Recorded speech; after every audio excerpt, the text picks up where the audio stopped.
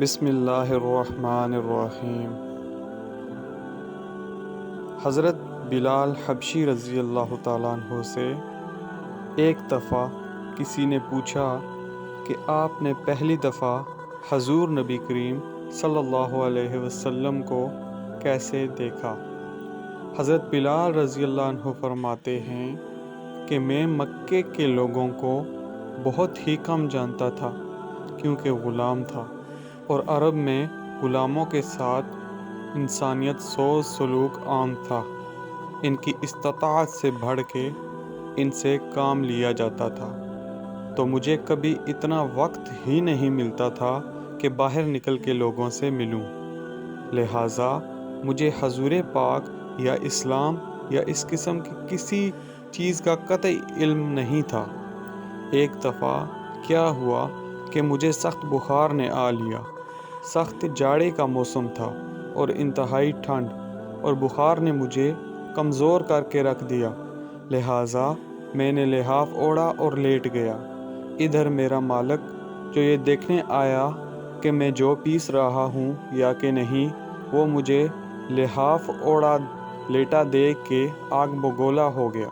اس نے لحاف اتارا اور سزا کے طور پہ میری قمیض بھی اتروا دی اور مجھے کھلے صحن میں دروازے کے پاس بٹھا دیا کہ یہاں بیٹھ کے جو پیس۔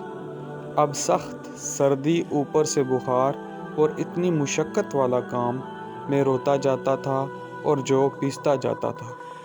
کچھ ہی دیر میں دروازے پہ دستک ہوئی۔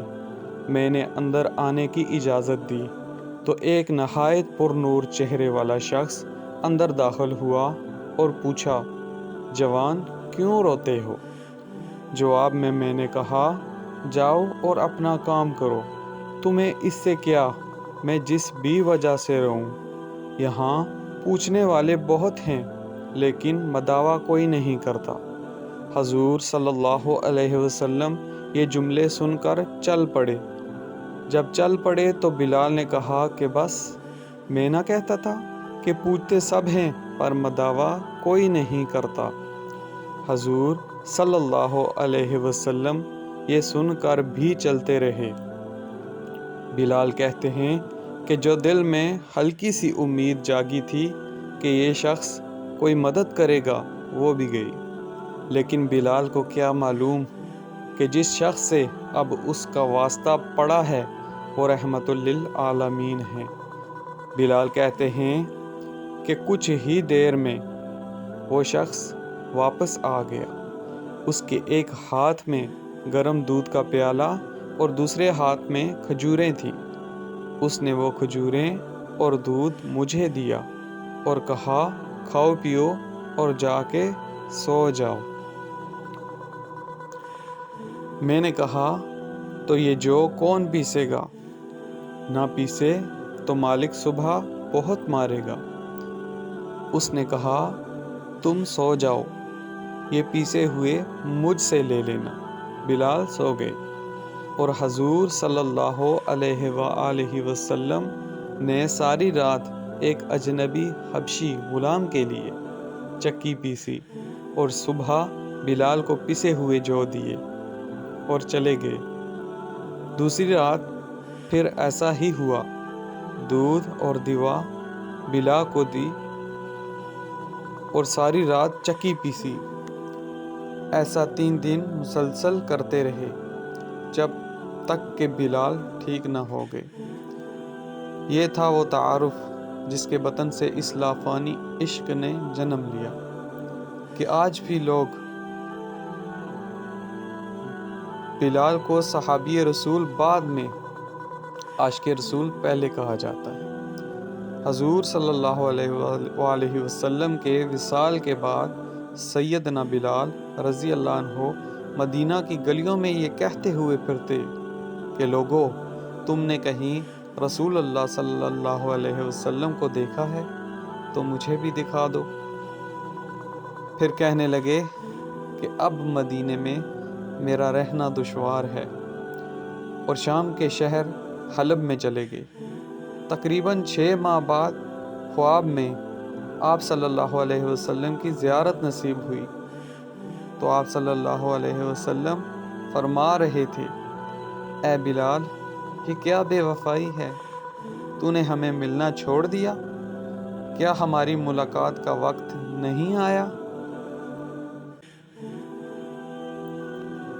خواب سے بیدار ہوتے ہی اونٹنی پر سوار ہو کر لبیک یا سیدی یا رسول اللہ کہتے ہوئے مدینہ کی طرف روانہ ہو گئے۔ جب مدینہ منورہ میں داخل ہوئے تو سب سے پہلے مسجد نبی پہنچ کر بلال رضی اللہ عنہ کی نگاہوں نے عالم وارفتگی میں آپ صلی اللہ علیہ وآلہ وسلم کو ڈھونڈنا شروع کیا۔ کبھی مسجد میں تلاش کرتے تو کبھی حجروں میں۔ جب کہیں نہیں پایا تو آپ صلی اللہ علیہ وسلم کی قبر انور پر سر رکھ کر رونا شروع کر دیا اور عرض کیا، یا رسول اللہ، آپ نے فرمایا تھا کہ اگر مل جاؤ، غلام حلب سے بہر ملاقات کے لیے حاضر ہوا ہے۔ یہ کہا اور بے ہوش ہو کر مزار پر انوار کے پاس گر پڑے۔ کافی دیر بعد ہوش آیا۔ اتنے میں سارے مدینے میں یہ خبر پھیل گئی کہ مؤذن رسول حضرت بلال رضی اللہ عنہ آ گئے ہیں۔ مدینہ طیبہ کے بوڑھے، جوان، مرد، عورتیں اور بچے اکٹھے ہو کر عرض کرنے لگے کہ بلال، ایک دفعہ وہ اذان سنا دو۔ محبوب اللہ صلی اللہ علیہ وسلم کے زمانے میں سناتے تھے۔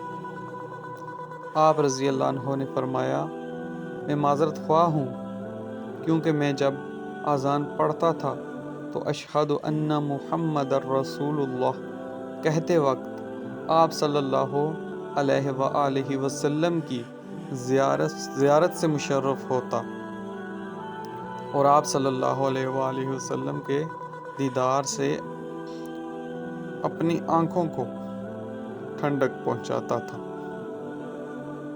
اب یہ الفاظ ادا کرتے ہوئے کیسے دیکھوں گا؟ بعض اصحاب کرام رضی اللہ اجمعین نے مشورہ دیا کہ حضرت حسنین کریمین رضی اللہ عنہما سے سفارش کروائی جائے۔ یہ تھے عاشق رسول حضرت بلال رضی اللہ تعالیٰ عنہ۔